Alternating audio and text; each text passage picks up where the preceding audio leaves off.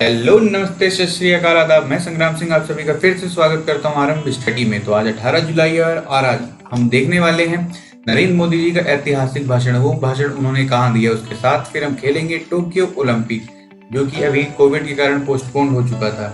और उसके साथ हम देखेंगे कि किस राज्य में हाल ही में कम्युनिटी ट्रांसमिशन के बारे में वहाँ के मुख्यमंत्री ने कंफर्म कर दिया कि अब कम्युनिटी ट्रांसमिशन हो चुका है कोविड का, और अब ये किसी को भी हो सकता है।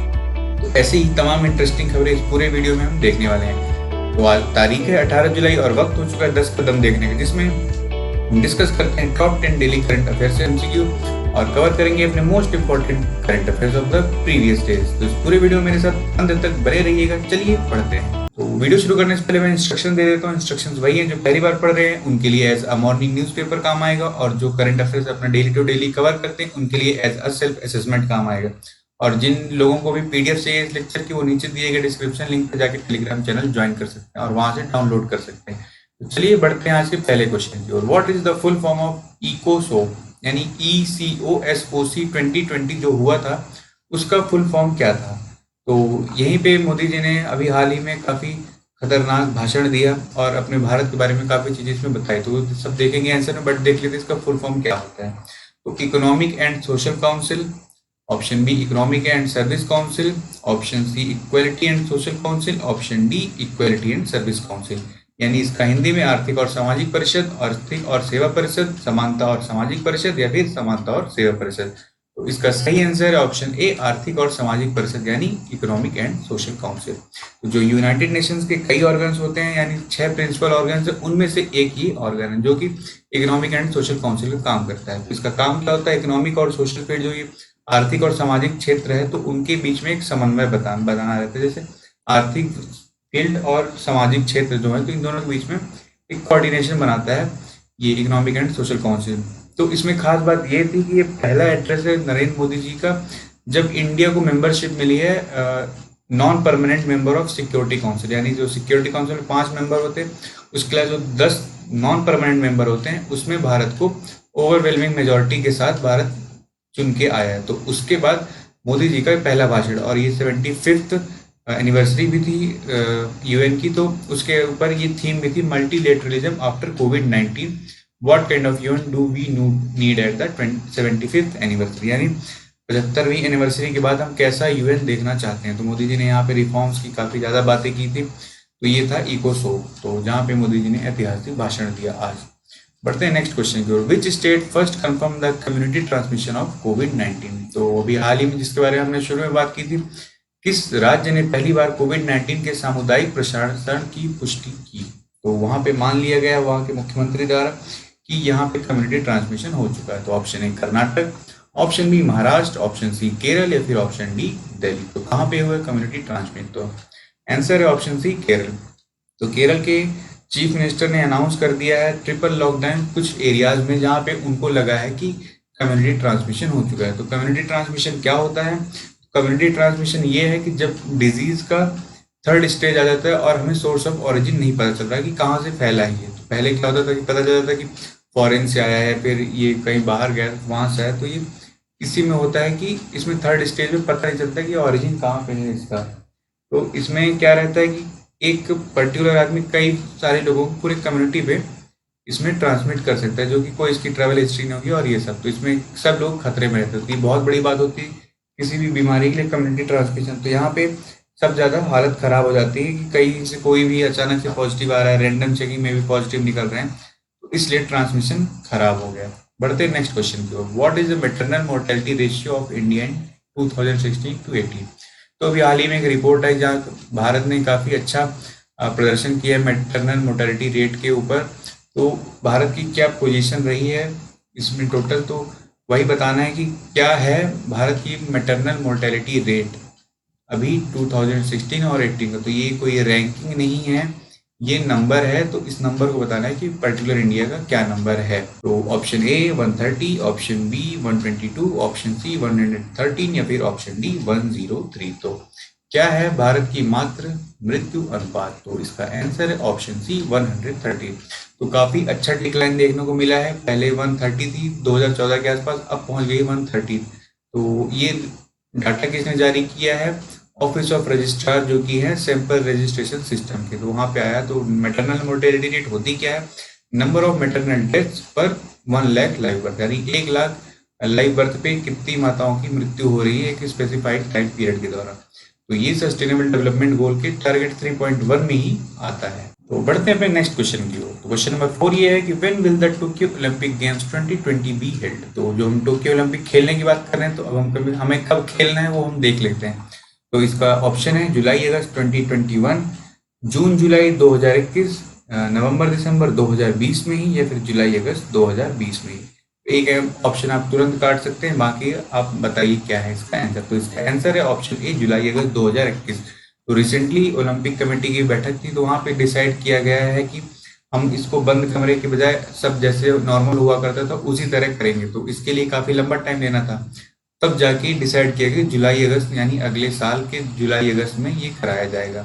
तो 24 तारीख से शुरू होना था, तो अब इसको पोस्टपोन करके जुलाई अगस्त में कर दिया गया कोविड-19 के कारण। तो जो यूथ ओलंपिक्स होने वाले थे 2022 में सेनेगल में, उसे परमानेंटली फिक्स करके 2026 कर दिया गया है। तो ये था टोक्यो ओलंपिक। बढ़ते हैं नेक्स्ट क्वेश्चन की ओर। Which region is associated with U Tirot Singh Syiem. तो यू तिरोट सिंह सियाम का संबंध किस क्षेत्र से है। तो ये एक पर्टिकुलर एक बता दूं फ्रीडम फाइटर थे। तो ये किसी एक रीजन से आते थे। जैसे अगर हम बात करें भगत सिंह पंजाब से आ गए, इसी तरह से सुभाष चंद्र बोस अपने बंगाल रीजन से आ गए। तो ये इस तरह से कौन किस रीजन से, तो महात्मा गांधी गुजरात रीजन से आ गए। तो ये जो यू तिरोट सिंह सियाम ये किस रीजन से थे। तो ऑप्शन ए विंध्य क्षेत्र, ऑप्शन बी खासी क्षेत्र, ऑप्शन सी सौराष्ट्र क्षेत्र, ऑप्शन डी विदर्भ क्षेत्र। तो ये खासी क्षेत्र मेघालय वाला गारो खासी रीजन है जो पहाड़ी एरिया थी, ऑप्शन बी वो है। तो इसका आंसर है ऑप्शन बी खासी क्षेत्र। तो कल 17 जुलाई को इनकी 185th डेथ एनिवर्सरी थी, जो कि खासी रूलर थे, जो वहाँ पे खासी किंगडम हुआ करता था, तो वहाँ के ही रूलर हुआ करते। तो ये एक फ्रीडम फाइटर भी थे। तो इनके बारे में खास बात ये है कि वो पहले खासी रूलर थे जिन्होंने ब्रिटिश के खिलाफ रिवोल्ट किया था मेघालय में। तो इनके बारे में ये एक खास बात थी। हम अपने स्वतंत्रता सेनानियों को भूल जाते हैं, सिर्फ चंद ही याद रहते हैं। तो ये उनमें से एक अनसंग वॉरियर जैसे ये भी थे, यू तिरोट सिंह सियाम। बढ़ते हैं नेक्स्ट क्वेश्चन की ओर। Which scheme has been introduced to provide small loan facility to the street vendors and hawkers at their home। तो हाल ही में रेहड़ी पटरी तथा फेरी जैसे हमारे यहाँ फुल्की ठेला चाट ये वाले हो गए, फिर सब्जी वाले हो गए, तो इनको लोन देने के लिए एक योजना लाई गई थी। तो उस योजना का क्या नाम है। Option A PM Svanidhi, option B Atmanirbhar Bharat, option C PM रोजगार कल्याण अभियान, ऑप्शन डी पीएम केयर। तो ध्यान दीजिएगा, इसमें लोन देने की बात की गई है। तो इनको लोन देंगे हम किसी एक योजना के तहत, तो वो योजना है ऑप्शन ए पीएम स्वनिधि। तो इसमें कहा गया है street vendor self reliance fund. तो ये एक जो स्ट्रीट वेंडर जो कि रेडी वाले हो गए, पटरी वाले हो गए, और ये ठेला फुल्की सब, तो उनके लिए है। तो S for street, V for vendors, A for तो ये स्ट्रीट वेंडर्स ही हो गया, Atmanirbhar A for Atmanirbhar, and N for Nidhi. तो ये पूरा स्ट्रीट वेंडर्स आत्मनिर्भर निधि योजना।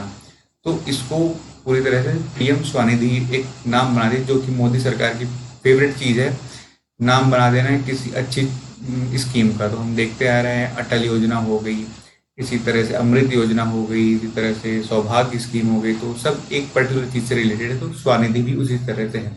तो इसमें रिसेंटली क्या किया गया कि इसका मोबाइल ऐप लॉन्च किया गया। अभी तक क्या था, वेबसाइट होती थी जो कि काफ़ी खराब हालत में लोग पाए जाते थे उस वेबसाइट को यूज़ करते टाइम, तो वो एकदम यूजर फ्रेंडली नहीं थी एक नॉर्मल आदमी के लिए। अब ऐप आ गया है, तो इसके लिए थोड़ा सा better implementation of the scheme हो पाएगा। इस स्कीम के तहत 10,000 तक का लोन देते हैं बिना किसी बायलेटरल के, मतलब बिना किसी कोलेटरल के। तो ये था पीएम स्वनिधि के बारे में। बढ़ते हैं नेक्स्ट क्वेश्चन की ओर। International Nelson Mandela day is celebrated on which day globally. तो हर साल विश्व स्तर पे अंतरराष्ट्रीय नेल्सन मंडेला डे किस दिन मनाया जाता है। तो ऑप्शन ए 17 जुलाई, ऑप्शन बी 15 जुलाई, ऑप्शन सी 18 जुलाई, या फिर ऑप्शन डी 20 जुलाई। तो इसका आंसर है ऑप्शन सी 18 जुलाई। तो जो नेल्सन मंडेला थे 18 जुलाई 1918 को साउथ अफ्रीका में इनका बर्थ होता है। तो इन्हीं के बर्थ के दिवस पे ये 18 जुलाई को नेल्सन मंडेला डे मनाया जाता है। तो ये कौन थे, एक महान राजनीतिक क्रांतिकारी और एक परोपकारी व्यक्ति थे। तो इनके बारे में कहा जाता है कि ये एक प्रकार से शांति, मानव अधिकार, सामंजस्य और स्वतंत्रता की संस्कृति में योगदान दिलाने में इनका काफी रोल था। तो ये एक जो अफ्रीका में अश्वेत और रेशियल हेट्रेड, तो इसके खिलाफ पूरा आंदोलन लीड करने का काम किनको जाता है, नेल्सन मंडेला जी को। तो ये इनको दक्षिण अफ्रीका गांधी भी कहा जाता है, एक प्रकार से फैक्ट ये भी है। बढ़ते हैं नेक्स्ट क्वेश्चन की ओर।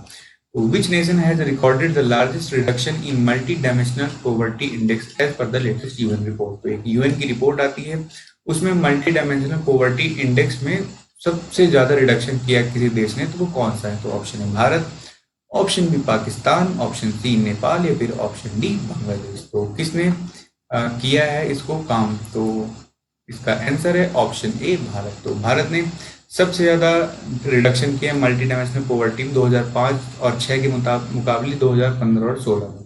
तो कितने लोगों को बाहर लाया? लगभग 270 मिलियन लोगों को पॉवर्टी से खींच के ये लोग लेके आए बाहर। तो बढ़ते हैं नेक्स्ट क्वेश्चन की ओर। When will gigantic asteroid 2020 ND make its closest approach to Earth? यानी जब एक क्षुद्र ग्रह जिसे हम एस्ट्रॉइड कहते हैं 2020 ND नाम से एक आ रहा है, वह मतलब अर्थ के पास सबसे करीब कब होगा? तो इसका ऑप्शन ए है 25 जुलाई को होगा, ऑप्शन बी 24 जुलाई को, ऑप्शन सी 15 अगस्त को, या फिर इनमें से कोई भी नहीं, किसी और दिन होगा। तो इसका आंसर है ऑप्शन बी 24 जुलाई को। तो 24 जुलाई को ये एस्टेरॉइड अर्थ के पास से सबसे पास से जा रहा है। इसका साइज कह रहे हैं कि आधे गुना से भी ज्यादा होगा लंदन आई के, तो काफी विशालकाय मान सकते हैं। तो इसमें बात ये है कि खुशी की कि ये कहीं टकराने वकराने वाला नहीं है, ये साइड से ही होके चला जाएगा। तो बस ये पृथ्वी के पास से गुजर रहा है काफी ज्यादा तेज स्पीड में। तो यही इसके बारे में खास बात थी। बढ़ते हैं नेक्स्ट क्वेश्चन की ओर। ये लास्ट क्वेश्चन है जो कि काफी इंटरेस्टिंग भी लगेगा आपको, क्योंकि इसमें हम मैप के थ्रू पढ़ेंगे। तो which countries make up the Caucasus region? तो कॉकेशियस रीजन में कौन से देश आते हैं? तो हम पढ़ते हैं कि साउथ ईस्ट एशिया हो गया, सार्क हो गया, इसी तरह से ब्रिक्स हो गया, ये एक बने बनाए संगठन है। बट ये कॉकेशियस रीजन में कुछ देश आते हैं, जैसे बाल्टिक कंट्रीज हो गई, यूरोपियन कंट्रीज। तो इसी तरह एक इसको भी रीजन में नाम दिया जाता है। इसमें कौन कौन सी कंट्रीज आती हैं? तो इसमें option A B C D में आर्मेनिया और अजरबैजान सेम है, अजरबैजान। बाकी ऑप्शन देख लेते हैं। तो ऑप्शन ए में जॉर्जिया रशिया, ऑप्शन बी में Turkey and Russia, option C में Georgia and Iran, option D में सीरिया एंड रशिया। तो ऑप्शन सही है जिसमें चारों के चारों देश कॉकेशियस क्षेत्र में पाए जाते हैं। तो इसका आंसर है ऑप्शन ए आर्मेनिया, अजरबैजान और जॉर्जिया और रूस। तो ये चारों देश कॉकेशियस रीजन में पाए जाते हैं। तो देख लेते हैं इसमें क्या है इसका इशू। तो ये पूरा रीजन है कॉकेशियस। तो ये आप ऊपर देख पाएंगे, रशिया है, ये जॉर्जिया हो गया, ये अजरबैजान हो गया, ये आर्मेनिया हो गया। तो इसके एक साइड में ब्लैक सी है और एक साइड में कैस्पियन सी। तो ये पूरा इसका मैप हो गया। अब इशू ये आया कि जो आर्मेनिया और अजरबैजान के बीच में एक रीजन है जो कि ये है नगर्नो कराबाख। तो ये एक रीजन है नगर्नो कराबाख। तो इसको लेके एक इशू चलता रहता है आर्मेनिया और अजरबैजान के बीच में। तो अभी रिसेंटली न्यूज ये आई कि वहाँ पे बॉर्डर पे फाइट हो गई, मतलब लड़ाई हो गई, तो जिससे 16 लोग मर चुके हैं। तो अब ये दोनों तरफ से कुछ कैजुअलिटीज हुई हैं। तो एक पूरे देश भर में एक खबर मच गई कि अब वहाँ पे कुछ टेंशन वगैरह बढ़ रहे हैं। तो सारे बड़े बड़े देशों ने वहाँ पे माहौल शांत कराने के लिए अपनी अपनी तरफ से जो भी पुरजोर कोशिश हुई तो वो की। तो भारत ने भी यही कहा कि दोनों पार्टी पर्टिकुलर रिस्ट्रेंट करें और पीस और अच्छे इन्वायरमेंट को क्रिएट करें। तो ये यहाँ पे इसलिए ये न्यूज आई। तो ये जो कॉकेशियस रीजन है ब्लैक सी और कैस्पियन सी के बीच में आ जाता है। इम्पॉर्टेंट ये हो जाता है कि ये रीजन अभी न्यूज में है, तो ये मैप प्रैक्टिस और इधर उधर काफी ज्यादा आ सकता है।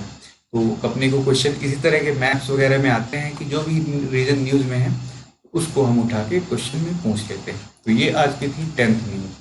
तो इसी के साथ अब वीडियो अपना खत्म होता है। तो इस वीडियो को लास्ट तक देखने के लिए धन्यवाद। तो कल फिर मिलेंगे सेम टाइम सेम जगह इसी चैनल पे। अगर आपकी वीडियो पसंद आए तो लाइक और शेयर कीजिए और इसी तरह और भी वीडियोस के लिए इस चैनल को सब्सक्राइब कीजिए। जय हिंद, जय भारत।